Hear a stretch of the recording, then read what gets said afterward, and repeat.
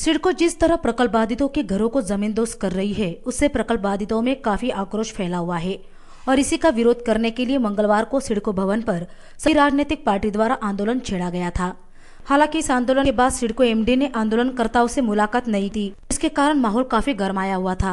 लेकिन जब बुधवार को सिडको एमडी द्वारा आंदोलनकर्ताओं से मिलने का वादा किया गया, तब जाकर मंगलवार को आंदोलन स्थगित किया गया, जिसके बाद प्रकल्प बाधित किसानों के साथ साथ शेखावत के जिला सचिव बालाराम पाटिल, पूर्व नगराध्यक्ष जे.एम. म्हात्रे, कामगार नेता श्याम म्हात्रे, करनाला स्पोर्ट्स एकेडमी के उपाध्यक्ष रविशेठ पाटिल, महेंद्र घरत, विधायक मंदा म्हात्रे आदि के साथ सिडको एमडी की बैठक हुई, जिसमें इन बातों पर विचार किया गया कि नवी मुंबई के ग्रामीणों ने जो जरूरत के मुताबिक इमारतों का निर्माण किया है, उन घरों को नहीं तोड़ा जाएगा जो 2012 के पहले बने हुए हैं, लेकिन उन घरों को जमींदोज कर दिया जाएगा जो 2012 के बाद बने हुए हैं।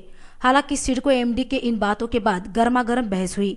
साथ ही सिडको एमडी ने यह भी कहा कि जो इमारत गांव के 200 मीटर अंदर घर बने हुए हैं, उन पर यह शर्तें लागू होंगी, लेकिन जो 200 मीटर के बाहर निर्माण किए हैं, उन इमारतों को जमींदोज किया जाएगा। इस बैठक के बाद हमारे प्रतिनिधि ने शेखावत के जिला सचिव बालाराम पाटिल से उनकी प्रतिक्रिया जानी। मीटिंग मध्ये प्रामुख्याने ज्या मागण्या होत्या ते सिडकोची आता